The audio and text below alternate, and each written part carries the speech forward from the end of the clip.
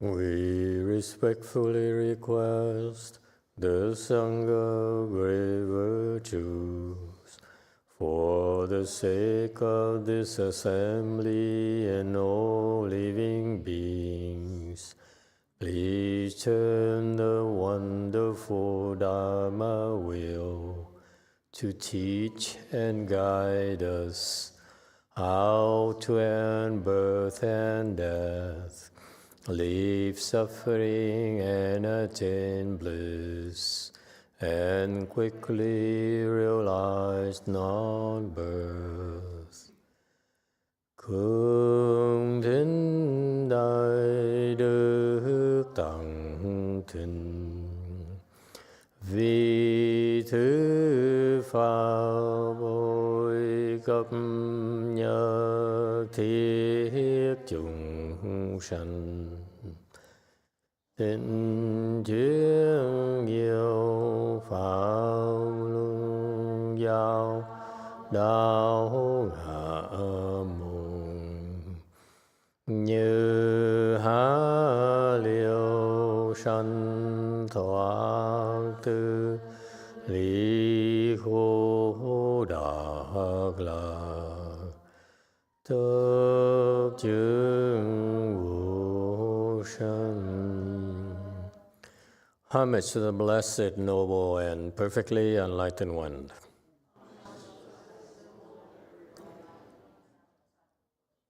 Namo Sananto Suche Doye Lahudi San Miao San Puto Sie.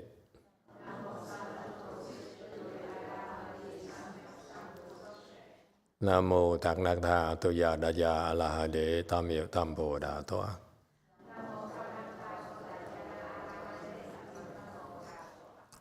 The unsurpassed, profound, subtle, and wonderful Dharma, 100,000 million aeons is difficult to encounter. Now that I'm able to see and hear, I will receive and maintain it. I vow to fathom the thus come one's true and actual principles. Wu shang sheng sheng wei miao fa bai qian wan jie nan zao yu wo jin jie wen de shou chi yuan jie ru lai zhe shi yi. O Buddhas and Bodhisattvas, Great Master Huineng, Great Master YongHua, all good monks and nuns, and all good knowing advisors, Emitofuo. 诸佛菩萨、六祖、师父、上人，各位出家人，各位上知识，Emitofuo. Chư Phật Bồ Tát, kính thưa Lục Tổ, Hòa Thượng Tiến Hóa, quý thầy cô và các vị thiện sư thức A Di Đà Phật.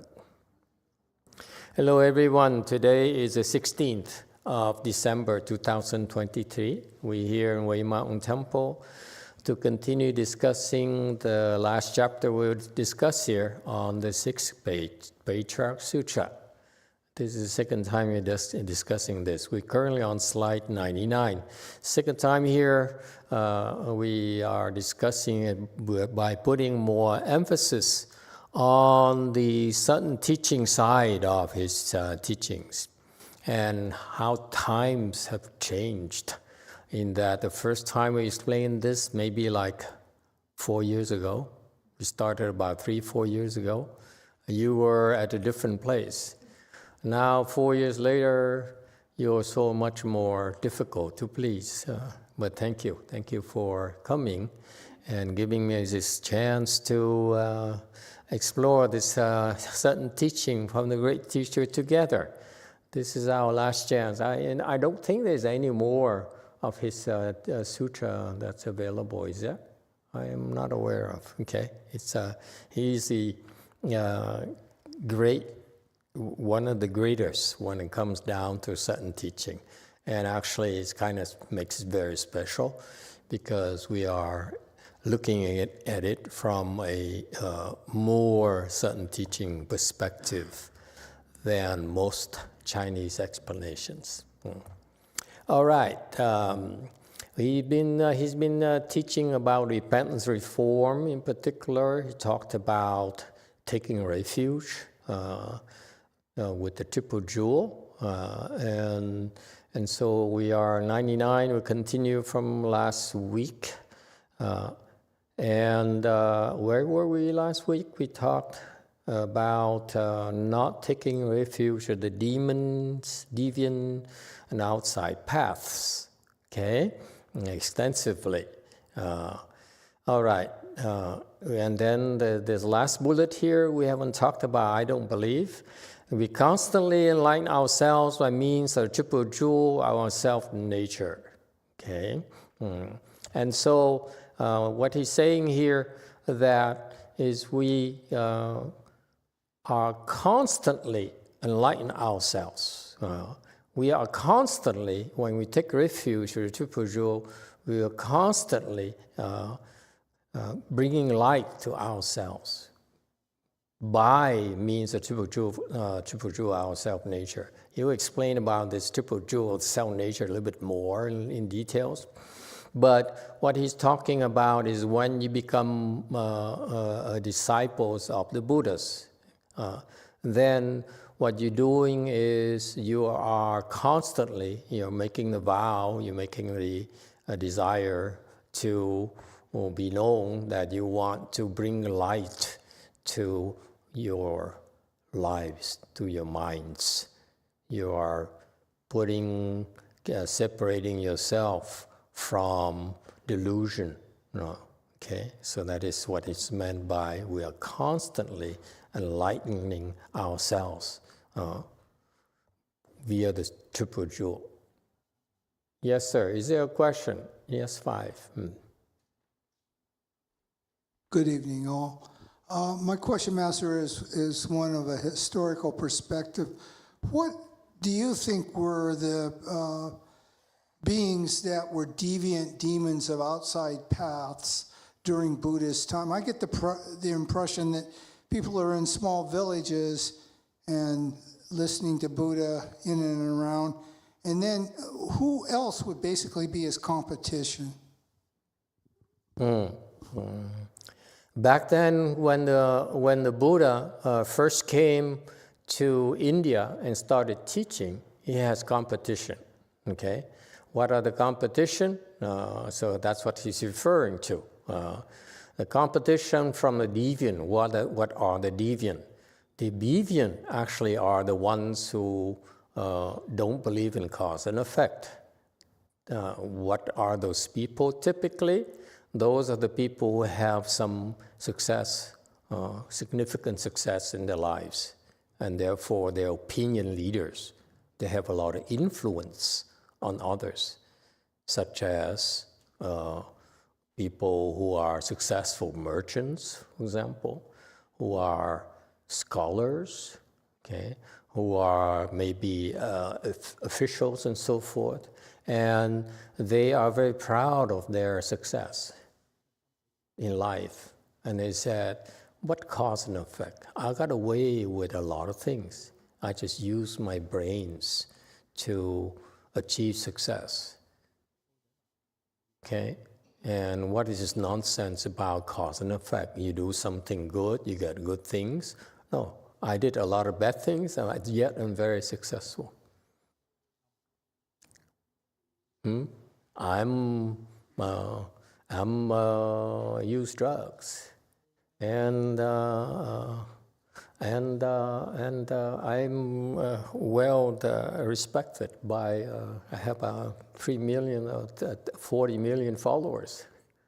Okay, and so that's why these people don't see the correlations between cause and effect. They only see superficial results. Those are the deviant. They're very, very dangerous. Okay, the demons. Demons are everywhere, are constantly there, and you don't realize that actually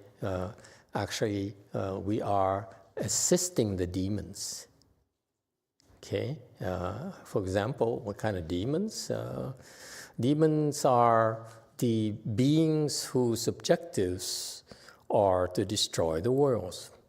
And they're extremely dangerous because they do it in a way that we're not aware of. And so they enlist our support. And we feel that it's actually, when we side with the demons, help them in their destructive work, actually we feel that we are helping the world. Okay, so they're very pernicious and very extremely deceptive. And they're extremely bright. They have samadhi powers, they have spiritual powers, they are extremely bright. They're very smart, and therefore they're much more dangerous than a deviant. Okay, so don't think that the demons are something that's a figment of your imagination. Not at all. Demons are pervasive, very much like triple jewel is pervasive. It's everywhere. Then demons are also everywhere. It's like a rivalry we have. We're the good guys, and they're the bad guys. And if you say, where's the triple jewel? We can't see the triple jewel, only at the temples. Not really. Triple jewel is everywhere as well. You only see it at the temple because it's 1 hour of our access points, our nodes in our network. Demons too, they are pervasive, they're everywhere. It's a balancing act. Okay? Wherever we are, they show up. And because we are a threat to them, we're a threat to their work, to their quest for destruction of our world. And in fact, for the monks and nuns, what we do is we are quietly slowing down the decay and the destruction of the world. Okay? And so that's what we do without us. When they were towards the end of our world, the Saha world, no longer will be the case where you would be believing, people would be believing in the Buddha Dharma anymore. If you stop believing in Buddha Dharma, you stop coming to the temple and listening to sutra lectures, how are we going to lecture to you? There's no need for us to lecture to you. Okay? The Buddha Dharma only exists because there are people who believe and said, I do need your help. And you have to ask for help before we can do it. If no one asks for help and says, I don't believe in triple jewel, then the triple jewel will cease to exist. Okay? Yeah. And so towards the end of our world, the people will no longer believe in the Buddha Dharma. And it has a manifestation. Okay? Meaning that because people no longer believe, then the Bodhisattvas and Buddhas no longer come to the world. And therefore we, as the remaining frontline people, will lack the support, and eventually we will also have to recede ourselves and disappear into oblivion. That's how it is. Okay, and one of the things we do as Sanghas, you should know about it. It came from Master YongHua, that as long as we have no more people who recites the Shrangma mantra, then the demons can run amok. It's no longer possible to control the demons. Right now, the demons are in check because as soon as they misbehave, we have these different tools available to defeat them and punish them. Okay, and we have the upper hand. Okay, and so as long as there's such people around, they'll be kept in check.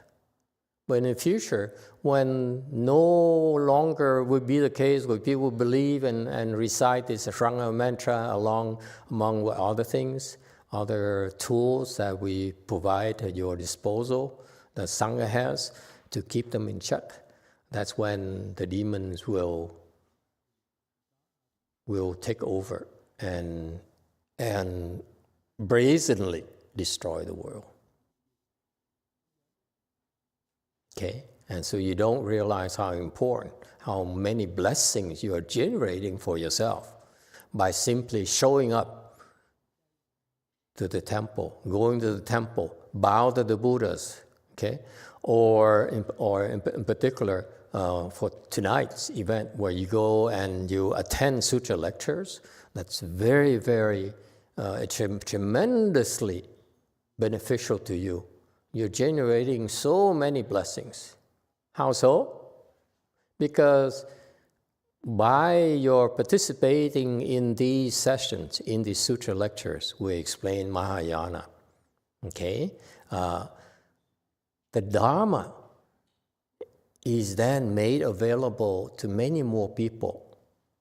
Okay? And therefore, we avoiding and delaying a lot of destructions to our world. And the fact that because of your assisting in this slowing down of the destruction of the world, okay? Think about a hurricane. Think about an earthquake. Every time there's an earthquake, we're talking about billions upon billions of dollars of destruction, yes? Hurricanes, tsunamis, and so forth. And the fact is that, do you realize that for the last long time I can think of, at Wei Mountain Temple here, we've been here, 5-6 years? You see there are fewer and fewer earthquakes here in Southern California. That's a fact. The scientists and geologists and scientists have been talking about we are lying in a fault and it's a matter of time, so forth. And it turns out there's fewer and fewer earthquakes here in Southern California. Certainly nothing that is destructive around here. It's because they are kept away. Wherever we are, they get further away, and they went to Japan, they went to Fiji Islands, Samoa Islands, and so forth. They're being displaced from those other areas where they can roam around unchecked. Okay? And so you see, same thing here. When I first came back to Northern California in the 1980s, and I had to work there after I finished my MBA, there were earthquakes, rolling earthquakes. You can feel the earthquake rolling. Okay, there were a lot of earthquakes there. My ex-wife was very, very scared of earthquakes, so that's why after. In time, we moved down to Los Angeles, where there are fewer earthquakes. Okay, but now we're up there. You see, there's no earthquakes either. These are facts. Okay, and so you see, as you're coming here to study these sutras and to practice these mantras and these Dharma doors, and achieving a certain level of competence is really preventing a lot of damages to the area. That's your blessings. Agree or disagree? We all are creating blessings ourselves. So the billions of dollars that you are helping prevent whenever an earthquake or such natural disasters are supposed to happen, and you help prevent it and push it somewhere else, then those savings accrue to you as blessings for yourselves. Believe it or not.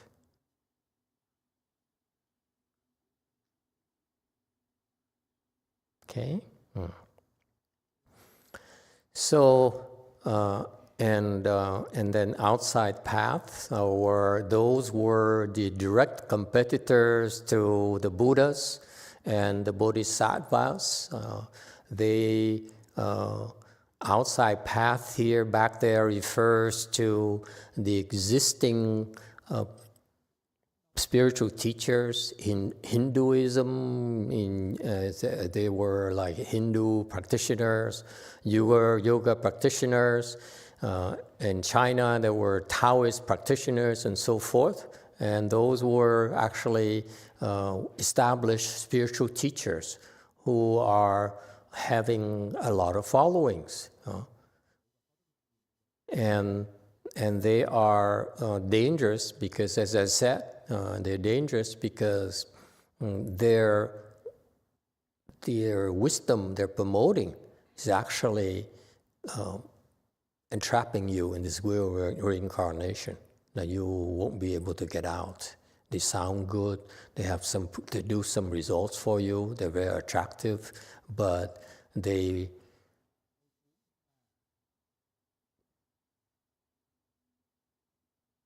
create this trap for you to continue to suffer. Okay? And that's why Triple Jewel is the only place where you have a chance to get out. If you believe in the deviant teachers, they're called deviant outside path, is because their teachings advocate looking for solutions, looking for escape or happiness outside of the mind.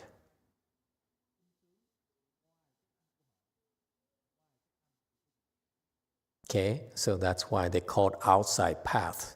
And Buddhism is the only religion that advocates that in order for you to end your suffering, you have to look at your mind. If you want to be happy, you have to look at your mind. Don't look anywhere else. Don't look for money, don't look for drugs. Okay? Those will not make you happy. Those cannot end your suffering. Okay? So that's why that's the distinctive characteristics on the Buddhist approach. We look at our mind, our own minds. That's where the solution is. All right? We don't blame anyone else.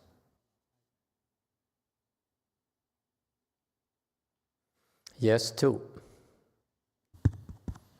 Thank you, Master. I really appreciate you drawing the distinction of outside paths equaling happiness outside of the mind. I remember when I first came to Temple, that was a concept that really impacted me. Could you talk a little bit more about the difference between looking inside your mind and finding happiness outside your mind? Okay. Ordinary people, confused people, are taught, are conditioned to believe that their happiness is based upon external things, such as a car, such as a house, such as money, such as fame, such as other people. Okay? And therefore, when people are mistakenly searching for that, they will never be happy.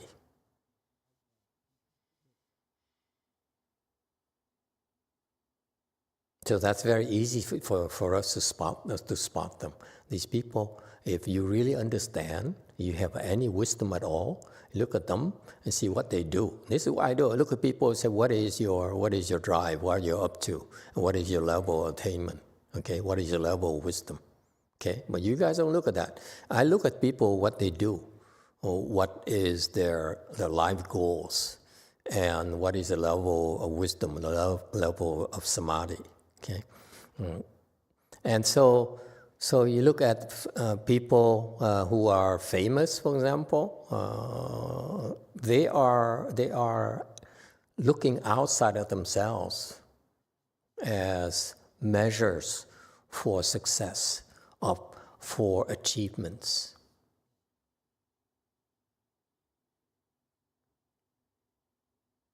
All right, and this is what confused people do. This is what ordinary people seek. They seek externals, and they spend their lives seeking externals.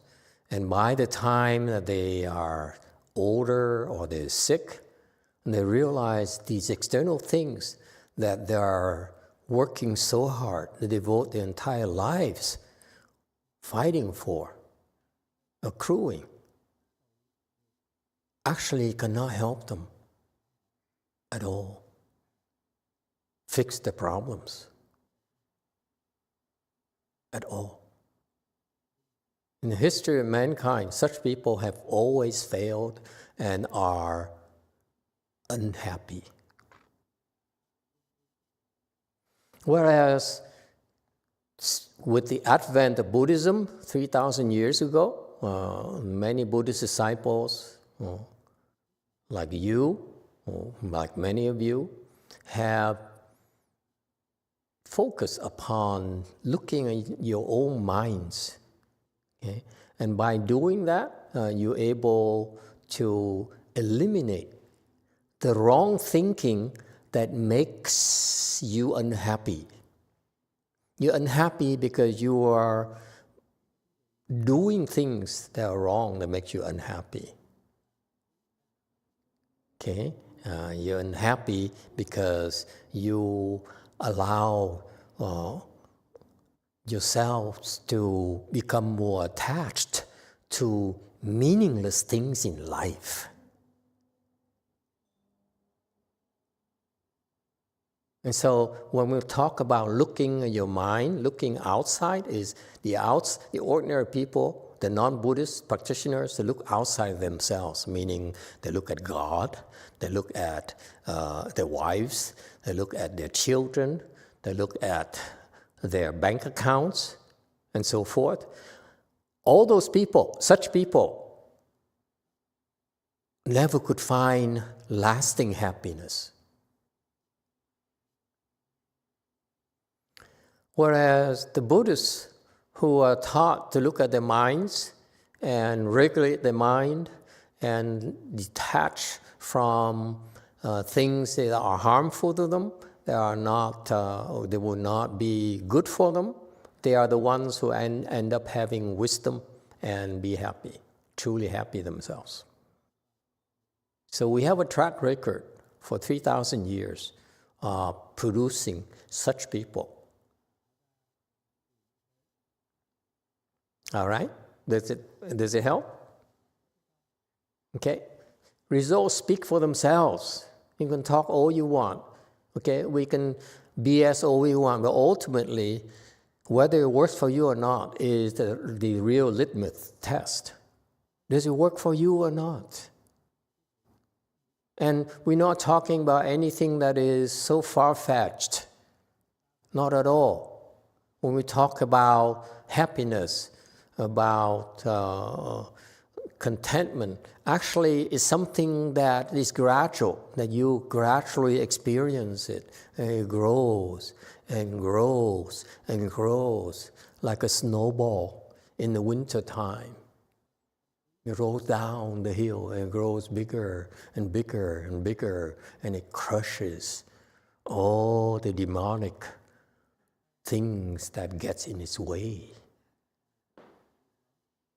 Okay? All right? Any questions? Yes, sir. 5. Emitofuo, Master. I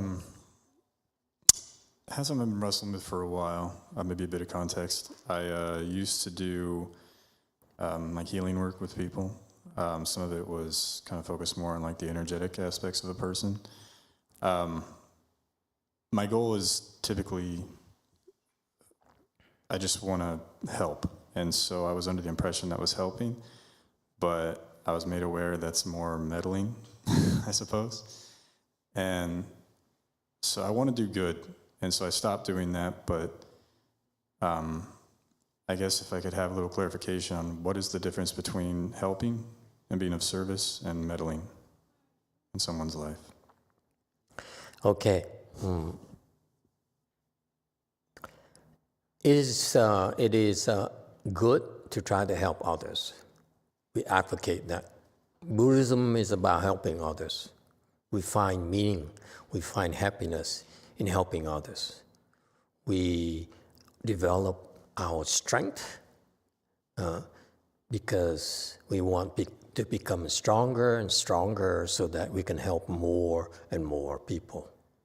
For example, in contrast, you say you want to help people, but you don't understand what it takes to help people. It takes biceps to lift heavy things.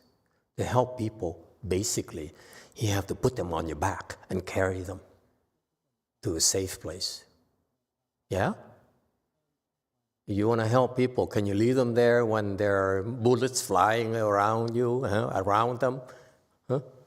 You have to somehow put them on your back and carry them to safety. Okay? In Buddhism, it's very graphic. We put them on a boat, and then we ferry them across from this shore of suffering, tremendous suffering, to the shore of nirvana or happiness or safety.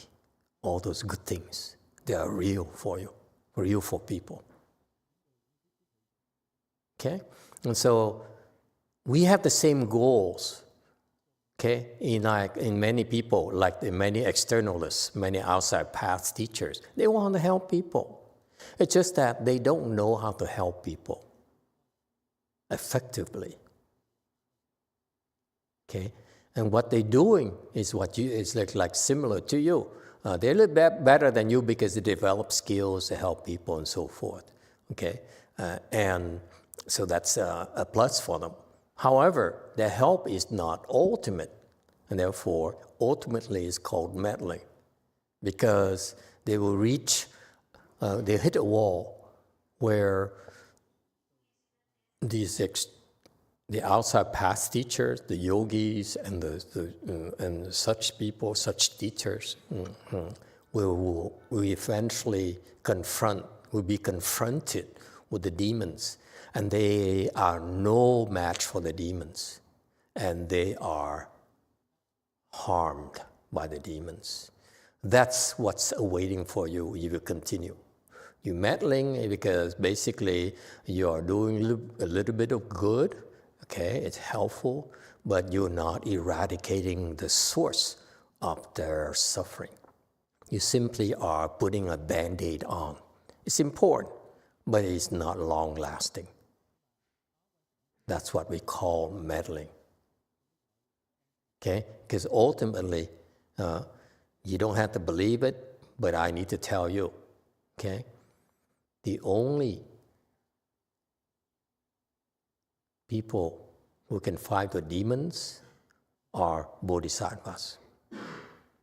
Even arhats are no match for the demons. Even within our ranks, the arhats, Parateka Buddhas, they have wisdom, they have skills, they're very powerful. Okay? they still are no match for the demons. Demons crush them. For example, even some enlightened people we have are still confused by the demons. Our own disciples who are low-level bodhisattvas are still confused by demons. That's how powerful they are.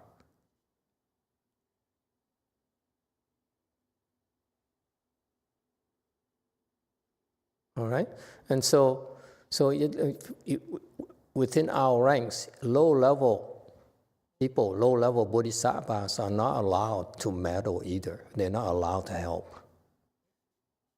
You're not even at the level of bodhisattva, and how much help do you think you can give them? And because you non-Buddhists don't understand that helping could be harmful to you, okay?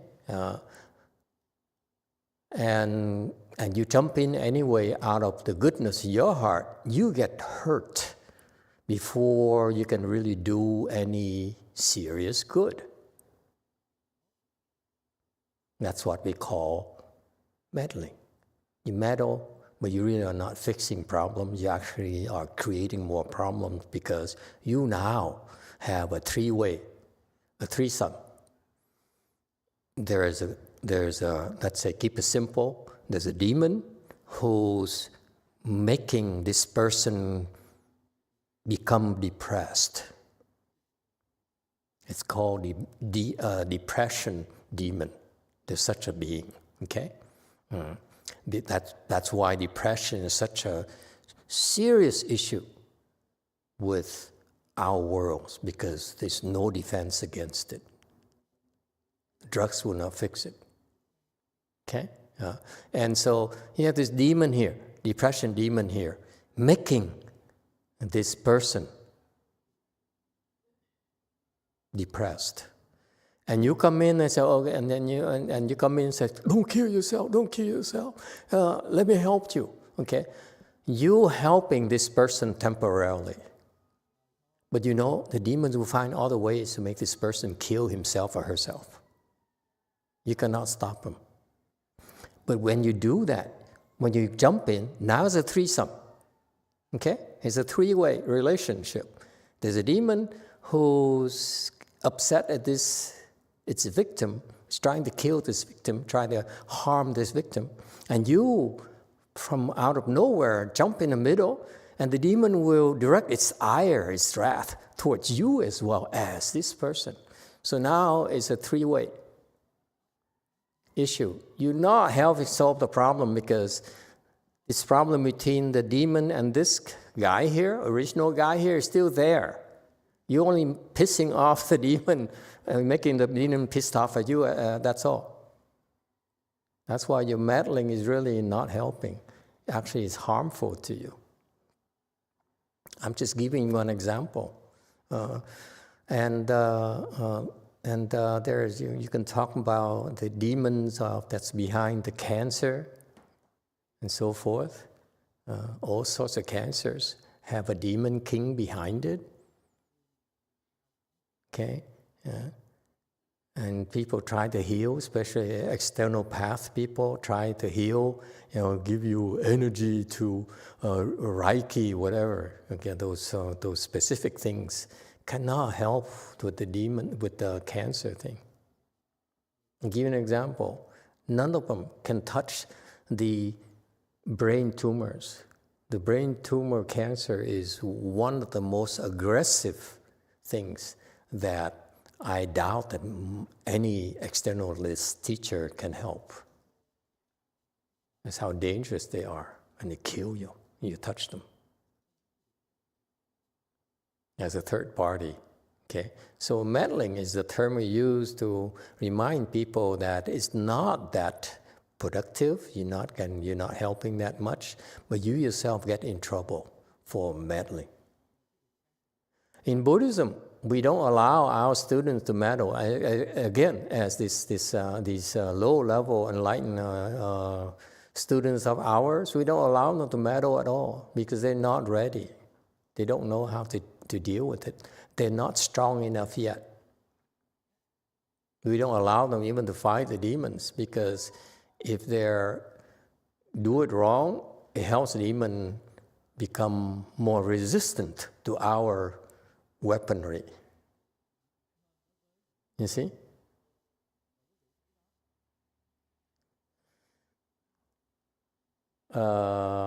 Yeah, go ahead too. Thank you, Master. We have a question from YouTube. And if you were one of our nearly 300 nightly visitors to any of our English, Chinese, Korean, or Vietnamese YouTube channels, I want to extend you a warm Southern California welcome. Wow, that many? Well, I thought it was like 20. Wow. And stay tuned. We will soon have Espanol on YouTube. Oh, cool. Making our Dharma family Sanko-lingual. Cinco lingua. Okay, very good, excellent. Not five, what kind? Vietnamese, English, Espanol, Ching language.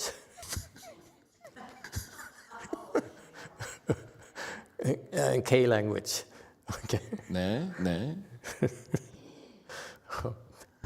Okay. Yes, Daniel Carrasco, later. Okay, go ahead, continue, please. Thank you. Our first question is from Robin's Nest. Robin's Nest asks, Emitofuo Master, I have a question, though I'm not sure how exactly to ask. I apologize if I come across as cheeky or divisive.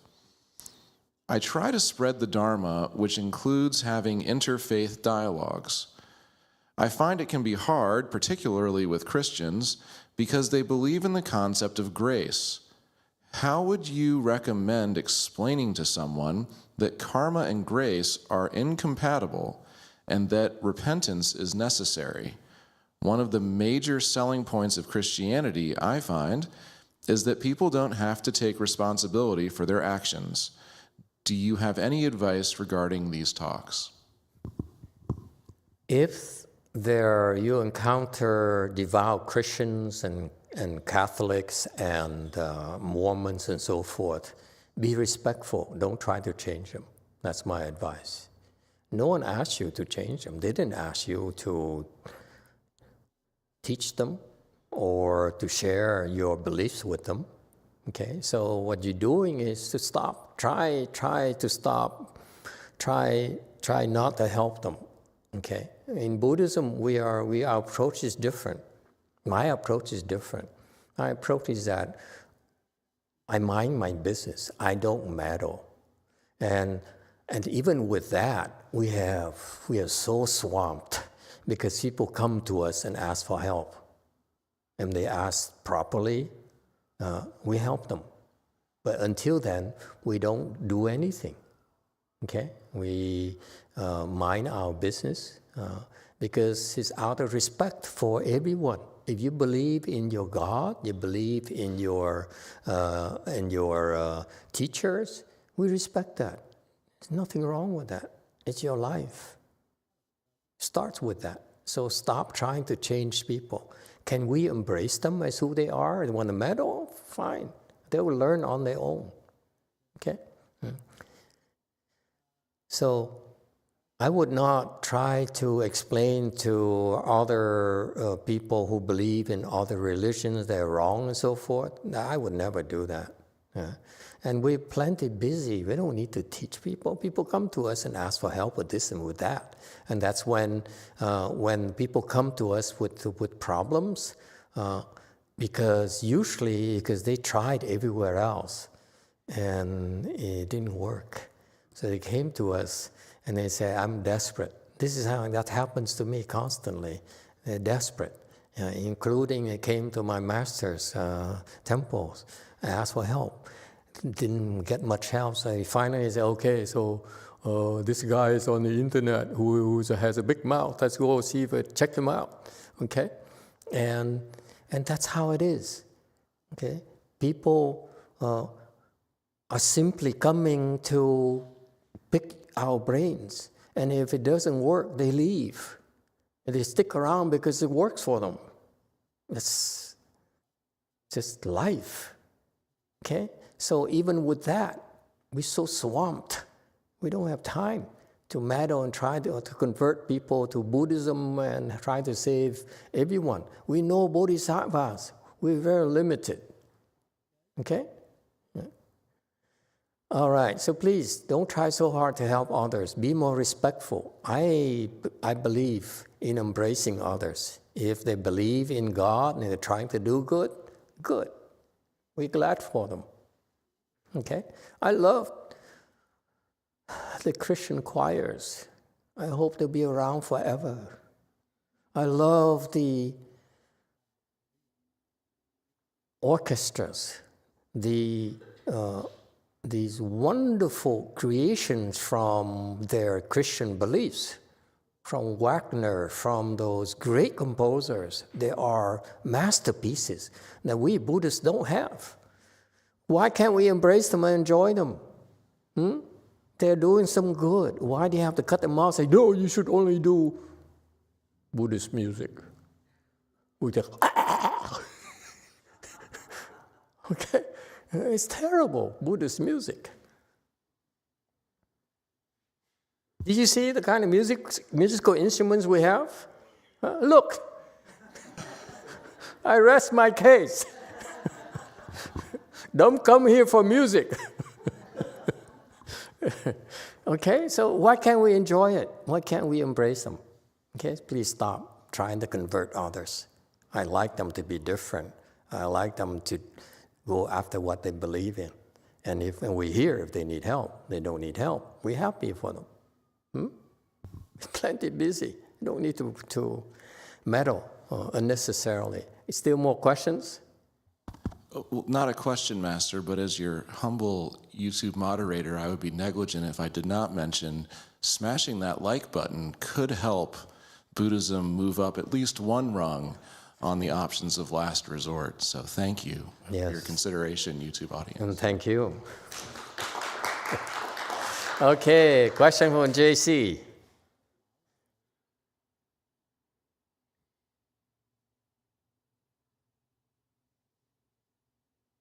안녕하세요.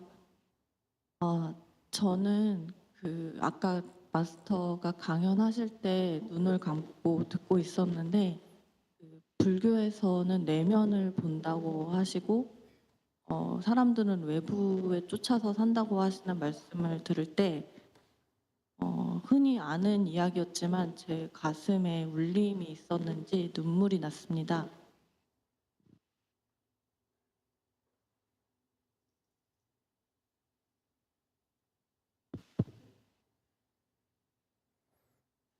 Master, I listened to your lecture with closing my eyes, and then you said, look inside, but people usually look outside. When I heard this thing, I got very emotional, I got touched, and then my tears come out. 왜냐하면 제가 외부를 쫓아서 살다가 4년 전에 구조조정을 당했습니다. 그때 기억이 좀 되살아난 것 같고 그래서 눈물이 났던 것 같습니다. Because I followed outside, and then 4 years ago I got fired, so that reminds the thing. 마스터께서 불교는 내안을 본다고 하셨고 삶을 살아가려면 외부도 보아야 하는데 내부와 외부의 조화를 이루며 치우치지 않으려면 어떻게 해야 되는지 여쭙고 싶습니다. So you said the Buddhism is to look inside, but to live our life we have to look outside also. So how can you make a balance inside and outside? Okay, good question. How do you balance? How about 90% and 10%? 90% outside, 10% inside. Or if you are better, you can be 90% inside and 10% outside, depending on who you are. Okay, so find a balance that works for you. Let's talk about looking inside. When we talk about looking inside, it's about doing it, not just looking inside. Okay, meaning that every day we encourage our followers to meditate. Meditation is looking inside. It's a constant for us. We meditate, we attend morning ceremonies, evening ceremonies, and so forth. All such activities are designed to help us look inside. It's a magic behind it. Okay? And so it's about making time to do those things. And of course, you have responsibilities. You have commitments to your family that you need to fulfill. That you need to spend time fulfilling those commitments. And then you have commitment to take care of yourself. You need to eat. You need to buy clothes to wear. And therefore, you need to earn money. Therefore, when people pay you money, when you get paid, then you are actually signing a contract that says, I work for you in exchange for money. And therefore, you should honor that commitment. That's just common sense. All right? And so, for you in particular, I would say, live a normal life and try to meditate 1 hour a day, okay? And on weekends, come to the temple, and that is plenty good for you. And you see that it will change you, and you'll be happier. You'll be happier at work, at home. All right? So it's a gradual development. It takes time. It's not going to happen overnight, because what we're doing is help you build a foundation. Okay? You need the proper foundation to grow, to become better. Okay? And it takes time. There's a technology behind it. There's a process behind it. Let's start with that. Okay? Start daily. It's your maintenance. And what's new for you is that you're learning a process to take care of your mind, because ordinary people fail to do that. That's why their lives naturally spiral out of control. They have no recourse. Okay? When they're in trouble, they don't know how to fix their trouble. They don't know how to head off the problems before they become overwhelming. Okay? And you develop the skills to do that, and you receive help to develop those skills. All right? All right. Danielle, in the back.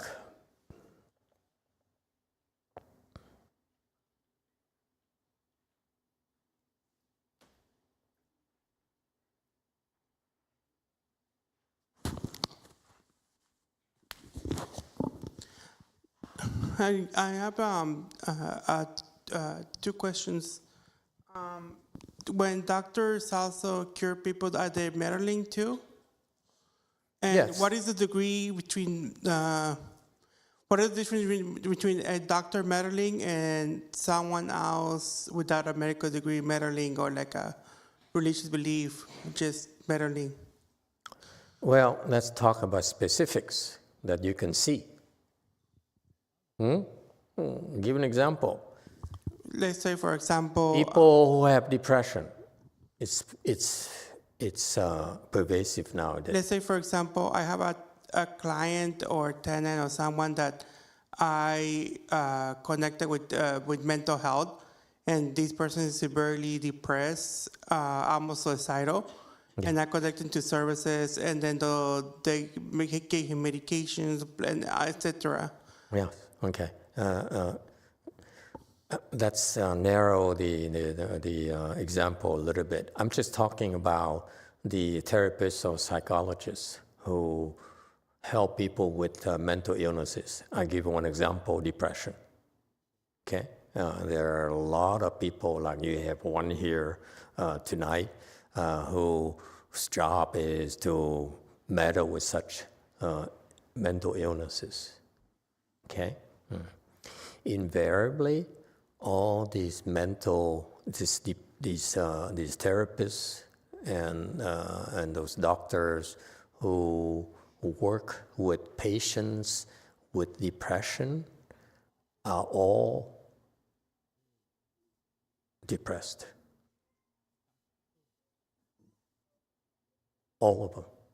100%. Why? They're messing with the demon of depression. They cannot fight against the demon.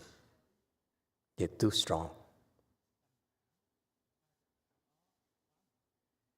Okay? So on their own, all these doctors, out of the good heart, they really believe in helping others, but they are fighting a losing battle because they're not strong enough to fight. They pick the wrong fights.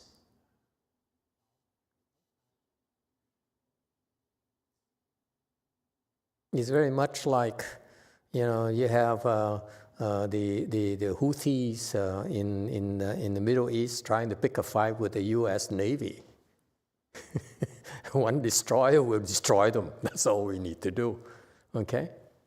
If we can separate the rebels from the civilian population, it is one missile. That's all it takes. Okay? So you see, there's a huge difference in firepower. Similarly, when these doctors, the therapists, they prescribe medications and do counseling and teach meditation and so forth, whatever they want to do, they're meddling. And they become a three-way situation, relationship. And of course, okay, when you mess with someone who's stronger than you, they will punish you. So they all get depressed. They all have depression. And that's very easy for you to see. I met all these doctors, crazy doctors. They're all crazy. You're crazy. You're depressed. Aren't you? You have depression. Because you help these people. The doctors who directly fight with the depression, they're depressed. But if you keep on referring people to those doctors, you will now be factor number 4. Now it's a foursome. You like it, huh? Okay. Now, you yourself are depressed, but you're not as severe as the other ones. Okay? Because you basically are a conduit. They will frighten you a little bit and hurt you a little bit. Okay? Yeah. If you're not careful, okay. But the more you do that, it compounds, becomes difficult for you. So yes, all those people who meddle, that's what we said. Yeah, that's the term we use is to meddle in others' affairs, others' physical illness or mental illnesses, doctors, nurses, therapists, and so forth. Those people, the people who work in the organization, they all have their share in the retribution coming their way. Think about it. If you offend Uncle Sam, not only do we have our armed forces, we also have the CIA, we can hire contract killers, and so forth. We have so many things we can do to you,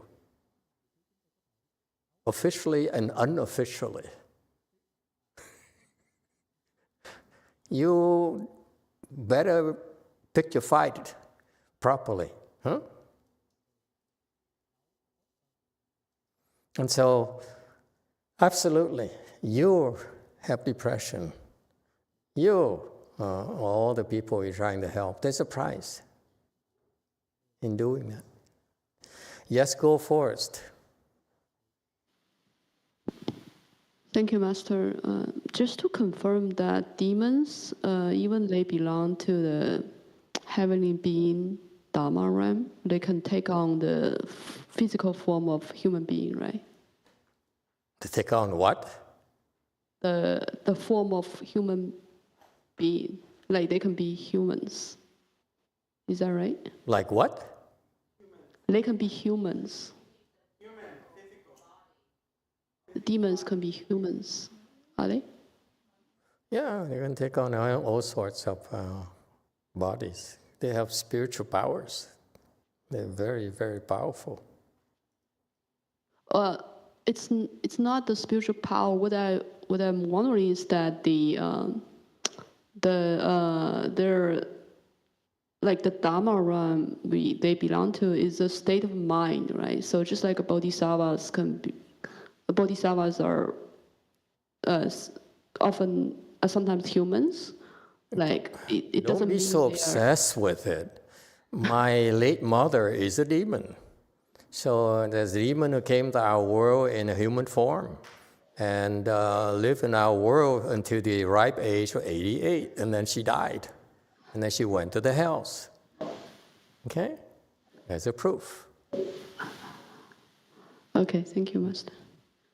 Of course, they exist in different forms. Yes, too. Thank you, Master. We have a follow-up question from Sarah on YouTube.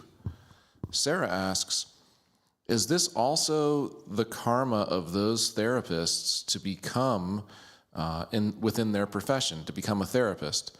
In such cases, should they quit?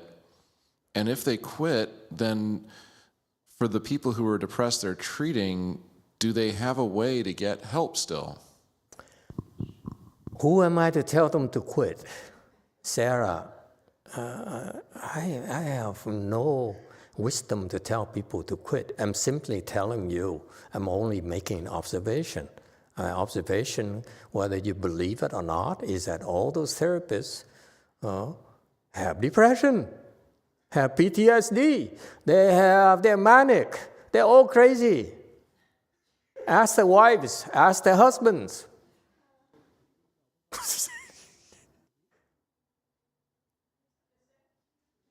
Speak.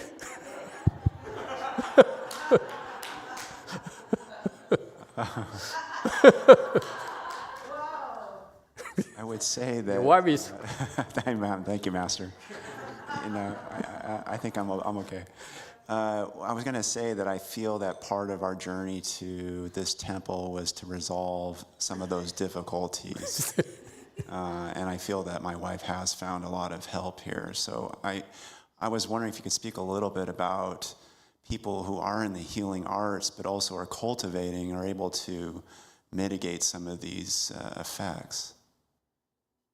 Okay, so the point here is that I don't care you believe it or not, but you look closely to all these professionals, they have issues, okay? These professionals actually consult all the professionals about their depression. Yeah, okay, yeah. Some of them do, because they need help. Okay? But it is not meant to discourage you from doing it. I'm simply stating my observations. And if you say, you have the choice, you say, okay, Master, you're full of crap. Okay, you're overstepping your boundaries. I don't believe you. Nothing wrong with that. You're entitled to your opinion. As much as I'm entitled to open my big mouth. I have 300 people listening. 300. You know what I mean? I have my followers, not 300 million, but 300 people. Spreading my disease. Yes, okay. So we are entitled to speak our minds, okay? And if you believe it, then you have the option. You say, okay, you don't believe it, fine. You believe it, and you say, okay, you say so. So you Buddhists are doomsayers. You say the world is disappearing, the world is going to the pits because of these demons. Is that all you're good for? Right? You are a naysayer. You're selling doomsday scenarios. Okay? Is that all you Buddhists are about? Then we tell you, no, we're not. We're telling you to challenge you or you. You don't believe it, then fine. Live your own way, okay, your lives. But if you believe it, you're entitled to tell us, ask us, what can I do about it? Can you do anything about it? Okay? Can you help? That's a different story. Again, you see, like Robin's Nest, who says, who tried to help you? We don't go around and say, hey, you're depressed, can I help you? No, you're depressed, be happy, your depression, it's your life. Who are we to tell you what to do?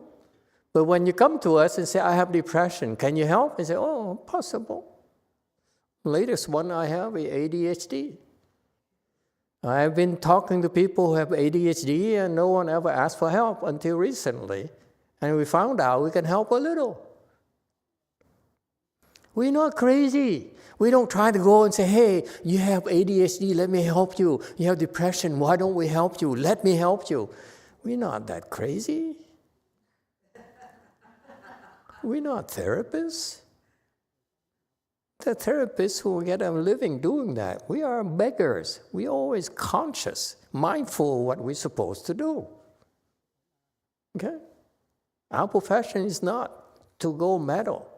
But if you ask us for help and we feel that there's a good reason for us to help you, then it's possible. Okay? So our lifestyle is different from yours. Yours is to go and conquer the world. Ours is to go conquer ourselves. We're not trying to be famous. We're not trying to be rich. We're not trying to indulge ourselves.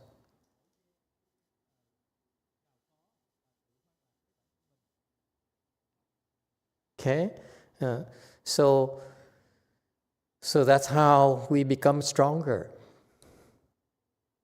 And that's how we're able to help more and more and more. That's all. Yes, 5. Master, I hope this is an appropriate segue. To continue with this train of thought, I'm so blessed that I don't suffer from any kind of, well, I used to suffer from ADHD, but that's in the past, but no depression or bipolar. And I hear so many people that are just dispossessed by it, with their personality, with what they can do in life, how they can get through day to day. I'm wondering if you could speak to those that are suffering from that want to change and know that they have to open their heart to something like Buddhism. How could you advise them? How do you open your heart so that you could be blessed by what Buddha teaches? We don't. We're asking the wrong person. This person here sympathizes with you, but it's none of my business. I don't advise you at all.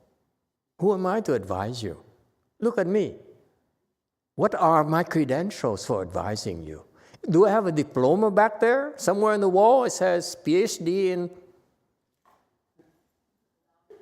Buddhology? I don't even have a PhD in Buddhology. That's how sad it is. And I'm here teaching you about Buddhism, so I know my limitations. I can go only so far. I can tell crack jokes to you. Oh, by the way, tonight, what happened to my Korean personnel who's supposed to crack jokes? Okay? So I know how far I could go. So why should I go? I don't go around telling you that I can help you with your depression. That's a cardinal rule. We will not do anything unless you ask for help properly. I'm not like Master Xinhua, even Master Xinhua, he's crazy. I mean, he's dead already, so it's okay to talk like this. He go around and say, you limp, you walk with a cane. Would you like to get some help? I say, for free? For real?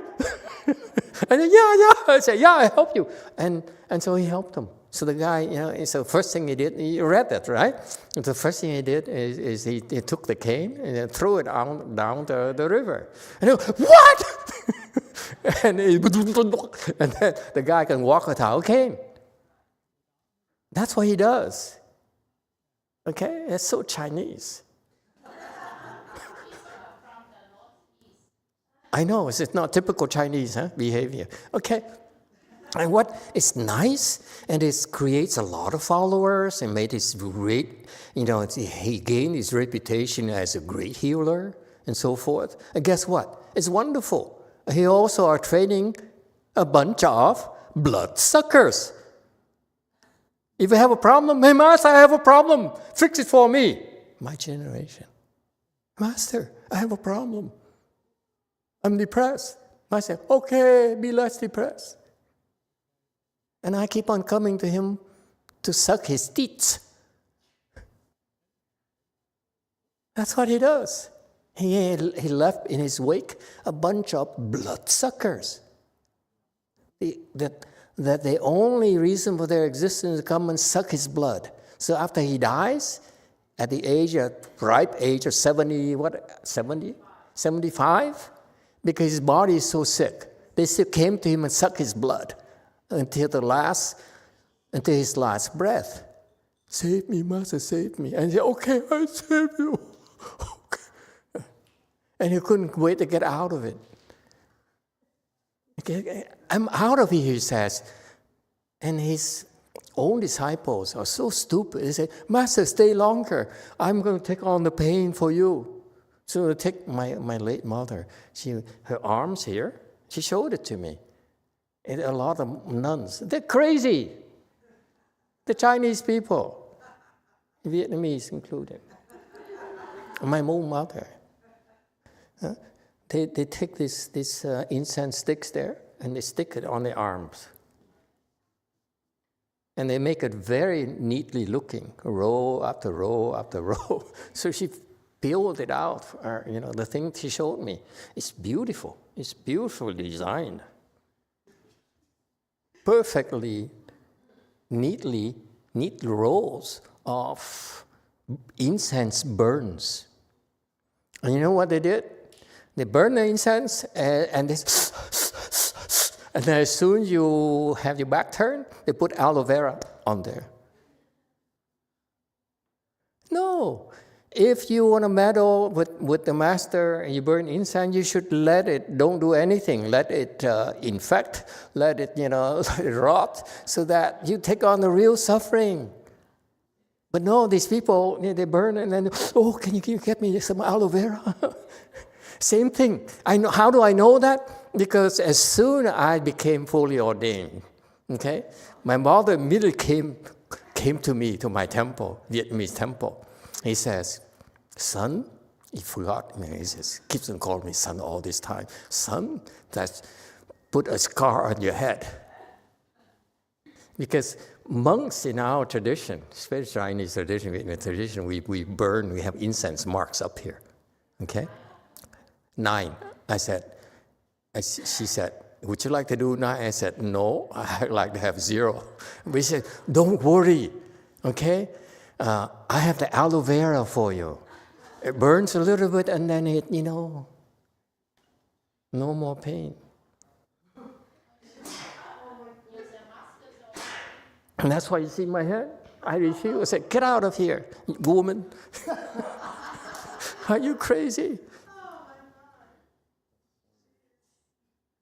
Okay, so these people are crazy. My master is dying. He's hurting so much. They said, stick around, master. Suffer some more so that we can suck your blood. Jesus. They're worse than Christians. Yes, JMT. My own mother. That demonic woman. Yes, JMT. 대학에서 상담을 할 때는 이렇게 상담 사례가 들어오는 대로 상담을 하다 보니까 제가 선택이 없었거든요. 그러니까 제가 상담하던 내담자가 뭐 바이폴라도 있고 스키조프레니아도 있고 뭐 디프레션도 있는데 이제 질문 드리는 거는 이렇게 진로 상담이라고 하는 분야는 그렇게 크게 개입하는 게 아닌지를 일단 첫 번째 여쭙고 싶고요. Master, when I consult at the university, I don't have any choice to choose the patient. So some people are bipolar and some people are depression. But in the case of consult of their future life, is it also meddling? No, it's not meddling in your case. In your case, it's you're spreading the contagion.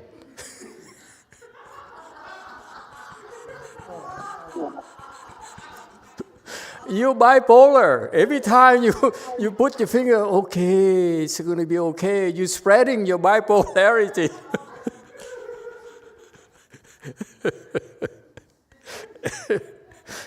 You're dangerous.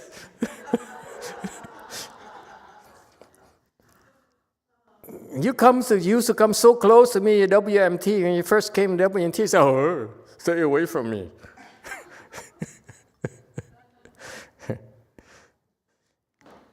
No, you are a carrier yourself. Anyone else? You guys are so blissfully ignorant. You are so the scientists and medical people are so worried about COVID-19 and flu viruses, but they're not. They're not concerned about crazy people like Jumi at all. They're spreading by proximity, folks. Yes, 7. Now they say, what are we doing here? We're all crazy here. It's too late. It doesn't matter anymore. We're all infected. Yes, 7. Hello, Master. How do you properly ask for help? That's a good one.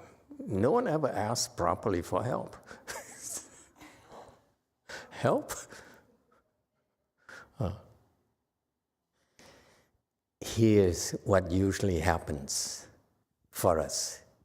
It's usually because people are so desperate. They said, I'm going crazy. My son's going crazy. My son threatens to kill me. He's interned right now. He's in a hospital right now. And he's on drugs, on medication every single day. And he still calls me and say, I'm here because of you.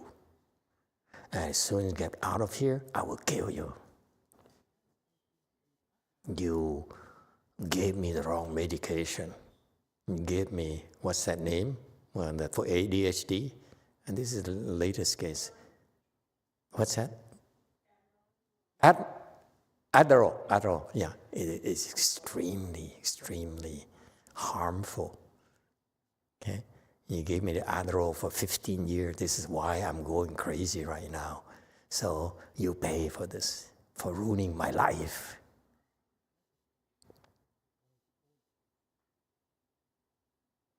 And so she tried everywhere else. She tried this temple, that temple, tried doctor, this doctor, that doctor, and so forth.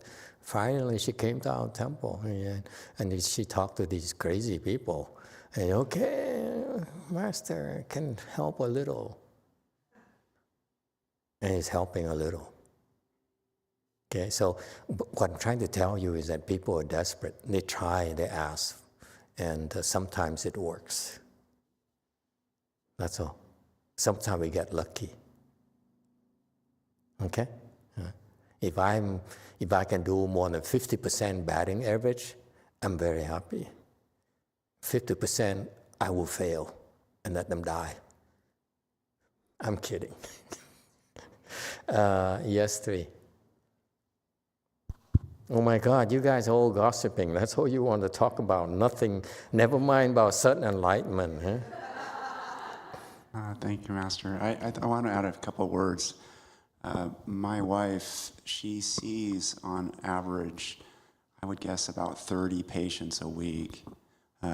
Only? In 3 days. In 3 days? 3 days. And my doctor sees 30 people a day.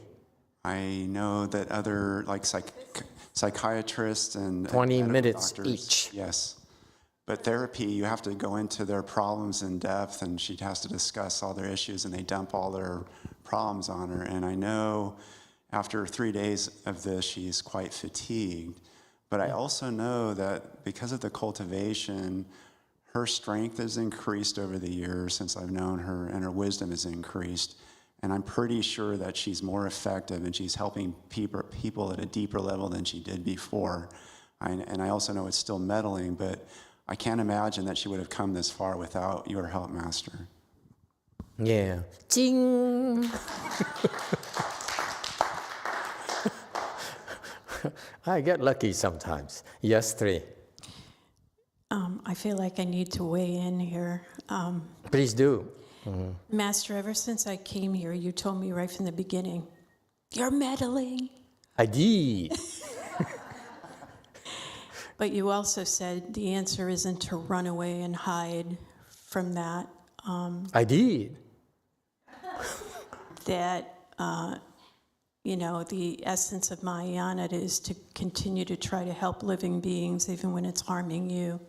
And I never felt like I ever wanted to quit or give up.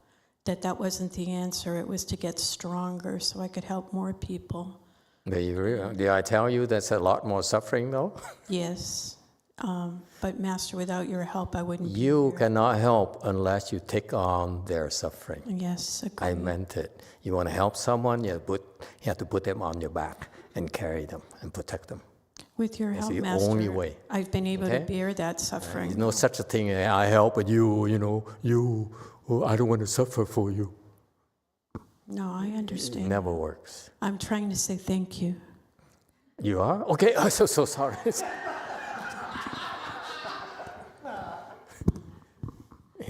Yes. I have JMT.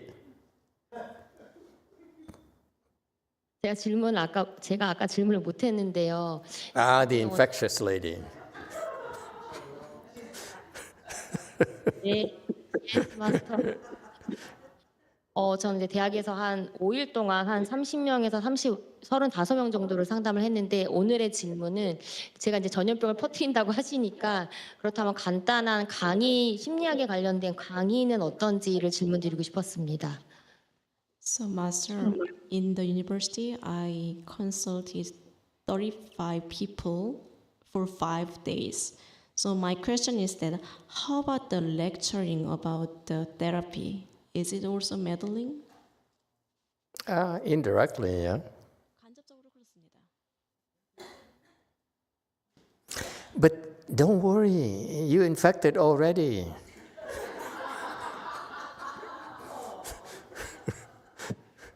It won't be a big deal anymore. It's no longer a big deal.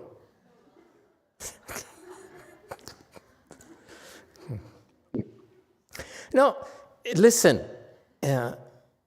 We're telling you this not to discourage you from doing it. We're just telling you that you should be aware. We're only saying you should be aware of the consequences. That's all. and if you still want to proceed, then you can learn how to mitigate the bad effects. And actually, your bigger heart in trying to help people and be willing to pay the price of suffering to help them will help you grow as a person, as a better person. That's what this is about. It's not about a doomsday thing where you should hide and shrink from trouble. No, we are meddling people. I mean, we learn how to meddle. When I tell you meddling, it's because you need to understand the consequences. Okay, there's some price. The price you have to pay to help others. There's no escaping that. Okay. And look at our people. They're not afraid. They're depressed like hell, but they're not afraid.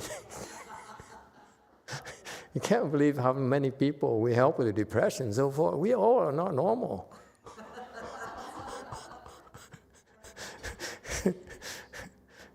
Yes, 5.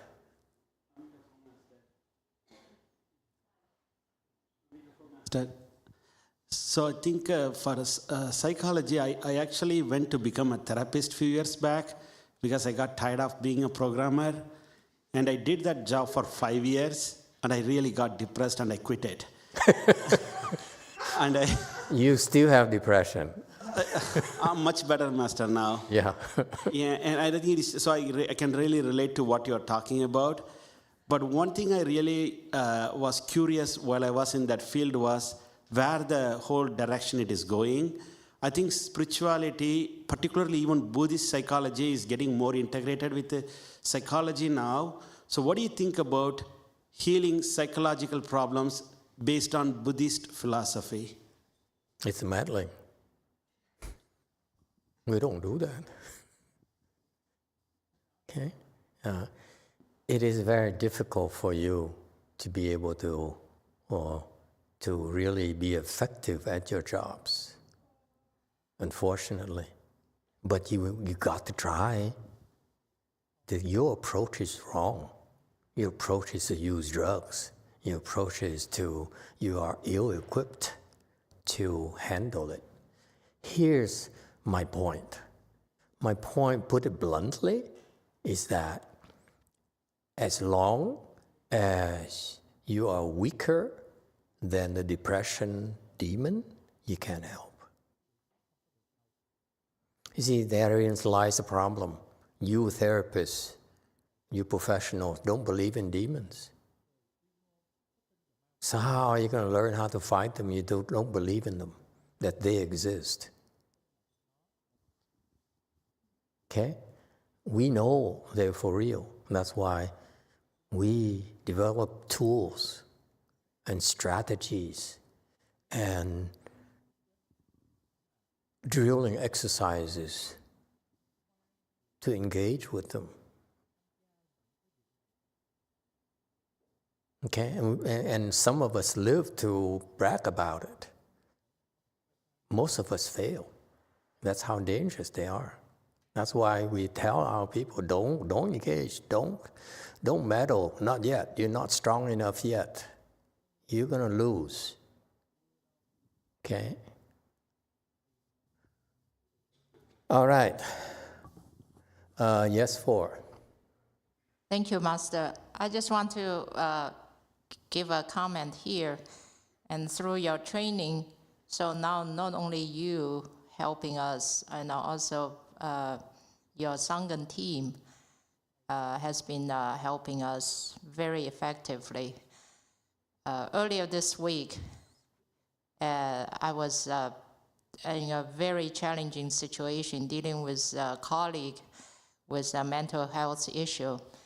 And I felt like I was shaking, couldn't holding back. And so I asked Venerable Shenshun for help. And it was amazing. Within 2 minutes, she was able to calm me down and find a solution. I'm very grateful to you and to your Sangha team. And so all through. You heard it. You heard it from Jane. You have a problem, call Xian Shun. Don't call me. Thank you, Jane. Okay, 5 fingers.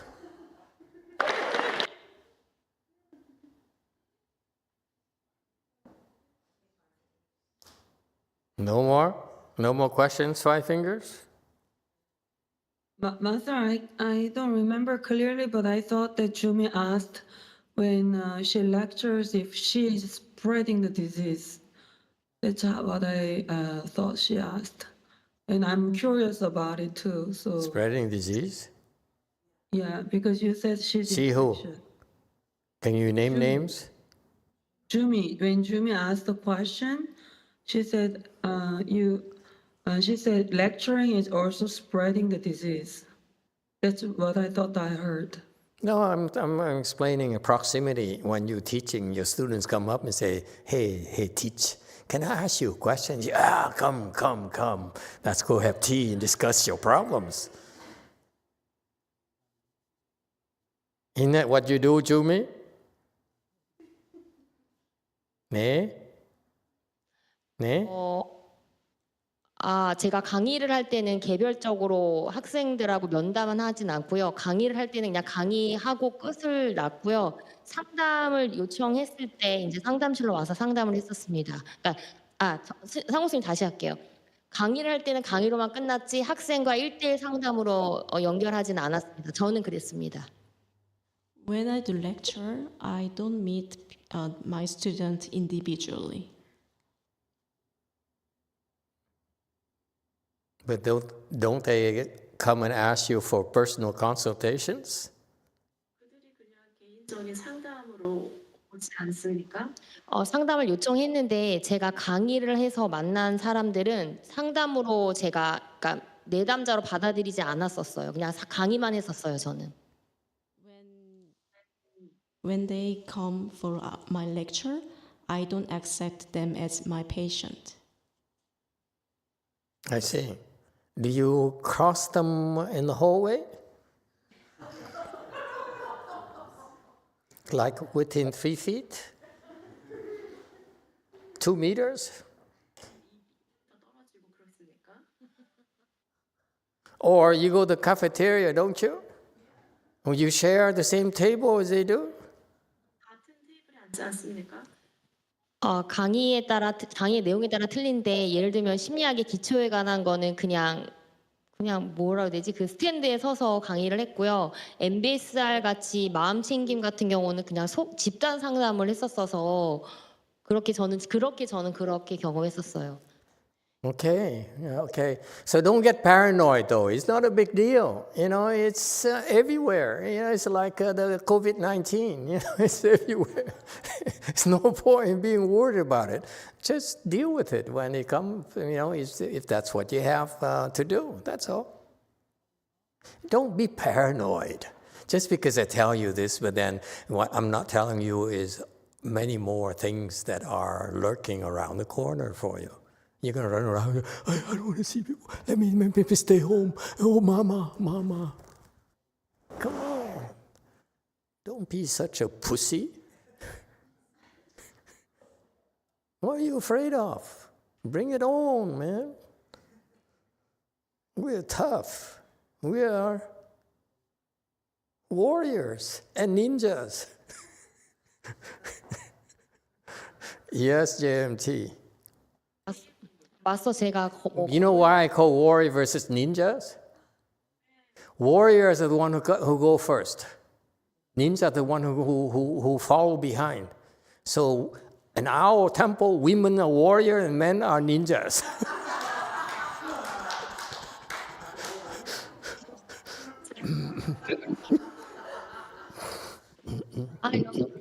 We believe in equal opportunity.